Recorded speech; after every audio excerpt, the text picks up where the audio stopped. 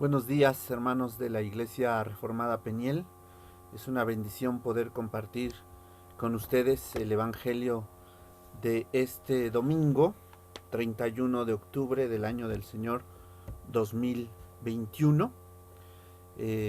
La reflexión de esta mañana está basada en el Evangelio de Marcos, capítulo 12, versículos 28 al 34, y cuya pregunta central es: ¿cuál es el mandamiento más importante de la ley? Hoy es domingo 31 de octubre y celebramos un aniversario más de las reformas protestantes del siglo XVI, cuando el monje agustino Martín Lutero clavó sus 95 tesis en la puerta de la iglesia de Wittenberg en Alemania, dando origen a la reforma luterana. Aquel hito representó una vuelta a las Escrituras, y justamente el Evangelio de este día nos orienta sobre lo que es más importante dentro del texto bíblico según Jesús. El relato evangélico de este domingo se abre así en el versículo 28. Al ver que Jesús les había contestado bien, uno de los maestros de la ley que los había oído discutir se acercó a él y le preguntó: ¿cuál es el primero de todos los mandamientos? Leo en la versión Dios habla hoy. El maestro de la ley se ha dado cuenta de que Jesús les ha respondido adecuadamente a los saduceos, quienes no creían en la resurrección, para preguntar él mismo sobre el mandamiento más grande de todos. En la tradición judía, antaño se hacía hincapié en el irrestricto cuidado de ciertos mandamientos específicos por encima de otros, aparentemente menos importantes. El judaísmo se caracterizaba precisamente por enfatizar el cumplimiento irrestricto de la ley de Moisés, la cual contiene 613 mandamientos, 365 enunciados en sentido negativo y 248 en sentido positivo. Esos 613 mandamientos estaban divididos en mandamientos pesados o grandes y ligeros o pequeños. Jesús enuncia que el mandamiento más importante es el contenido en Deuteronomio 6, 4 y 5, el denominado Shema.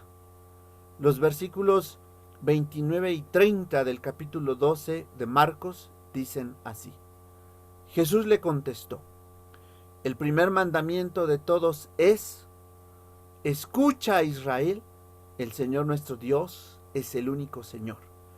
Ama al Señor tu Dios con todo tu corazón, con toda tu alma, con toda tu mente y con todas tus fuerzas. Shema Yisrael, Adonai Elohenu, Adonai Echad. El Shema es la confesión de fe por excelencia del pueblo de Dios. Los judíos recitaban esa declaración de fe por la mañana y por la tarde. Es parte de la espiritualidad hebrea. Jesús no le dice al maestro de la ley que a Dios podría amársele con alguna parte, sino con la totalidad del ser, tal como traduce la traducción en lenguaje actual. Escucha, pueblo de Israel, nuestro único Dios es el Dios de Israel.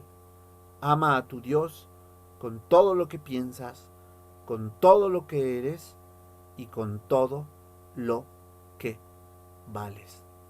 Ya que el Dios de Israel no tiene ninguna fisura ni está dividido, exige que el amor que sus hijos y sus hijas le prodigan sea también unitario, que no tenga fisuras ni divisiones.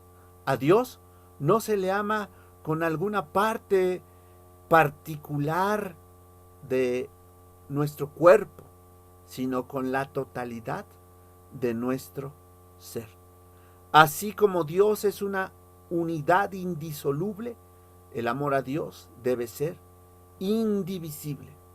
Amar a Dios con el corazón, con el alma, con la mente y con todas nuestras fuerzas es amar a Dios con todo lo que somos. Los judíos pensaban del corazón, en hebreo lev, en griego cardis, como lo consideraban como el centro del pensamiento, tanto como de los sentimientos.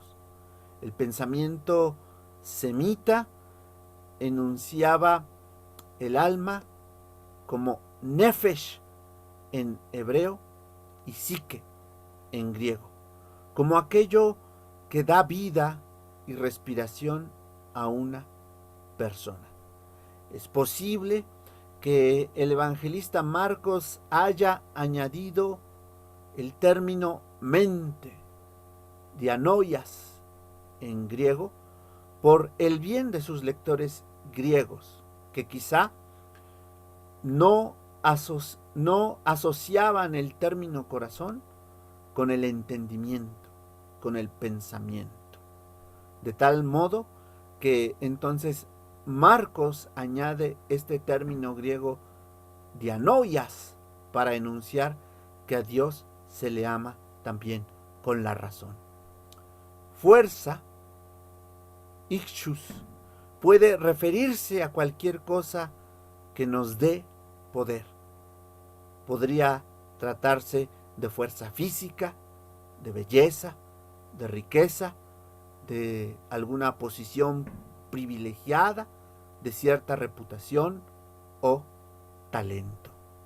Pero es interesante notar que Jesús no se contenta aquí con enfatizar la importancia del Shema, sino que va más lejos y cita el mandamiento contenido en Levítico 19:18.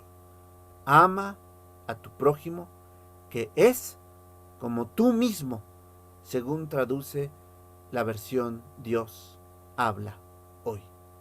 Jesús muestra que la consecuencia lógica y natural del amor a Dios pasa por amar al prójimo. Es muy interesante notar que en el relato paralelo de este texto contenido en Lucas 10, se enuncia inmediatamente después de este relato la parábola del buen samaritano, donde la idea del prójimo es central, enfatizando que prójimo no es necesariamente alguien vinculado al pueblo de Dios. Porque en Levítico 19:18, cuando hablaba de amar al prójimo, era a amar a alguien del propio pueblo de Israel. De ahí que en la parábola del buen samaritano, Jesús enuncia justamente que el prójimo puede tratarse del extranjero, de aquel que no forma parte del pueblo de Dios. El maestro de la ley en nuestro texto bíblico entiende bien el espíritu de la ley, ya que toda la enseñanza de Jesús concuerda con la ley y los profetas. Marcos 12:32 dice: el maestro de la ley le dijo: muy bien, maestro, es verdad lo que dices. Hay un solo Dios y no hay otro fuera de él. Y amar a Dios con todo el corazón, con todo el entendimiento y con todas las fuerzas. Y amar al prójimo como a uno mismo vale más que todos los holocaustos y todos los sacrificios que se queman en el altar. Marcos 12:32 y 33. El maestro de la ley entiende que amar a Dios y al prójimo es más importante que todos los holocaustos y sacrificios que puedan ofrecérsele litúrgicamente hablando al Señor, tal como ya lo hubiera señalado con claridad meridiana el profeta Miqueas. Dice así Miqueas 6:8: el Señor ya te ha dicho, oh hombre, en qué consiste lo bueno y qué es lo que Él espera de ti, que hagas justicia, que seas fiel y leal y que obedezcas humildemente a tu Dios. El maestro de la ley preguntó por un mandamiento. ¿Cuál es el mandamiento más importante de la ley? Pero el Señor Jesús no le da uno, sino dos, unidos indisolublemente, los cuales están contenidos en las dos lajas de la ley que contienen los 10 mandamientos. Lo extraordinario de esto es que en estos dos mandamientos, amar a Dios y al prójimo, Jesús resume el contenido de los 10 mandamientos contenidos en las dos tablas de la ley que le fueron dadas a Moisés en el monte Sinaí. De ahí que San Agustín de Hipona dijera, y dijera bien: ama a Dios y haz lo que quieras. Porque cuando se ama a Dios, no se lesiona al prójimo, se le acoge, se le cuida, se le ama, se le preserva, se le trata con ternura. De ahí que en la interpretación del Señor Jesús, estos dos mandamientos estén unidos indisolublemente. Concluyo, hermanos y hermanas, esta pequeña reflexión con lo que nuestra iglesia hermana, la Iglesia Presbiteriana Reformada en Cuba, formuló en su confesión de fe de 1977, que nos habla de el ser humano centro del interés de Dios.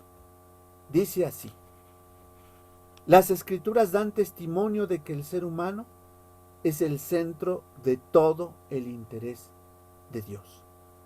A lo largo de sus páginas, el amor de Dios por la criatura no solo se hace evidente, sino que se presenta como una necesidad divina. El interés amoroso de Dios por la criatura humana se identifica en las Escrituras con la propia esencia de Dios. La Iglesia encuentra en este amor, y únicamente en él, todo el material teológico con el cual formular sus verdades doctrinales. El desarrollo doctrinal de la Iglesia y todas las doctrinas que ha elaborado a través de los siglos son válidas, en tanto nos expresan mejor el propósito amoroso de Dios hacia el ser humano.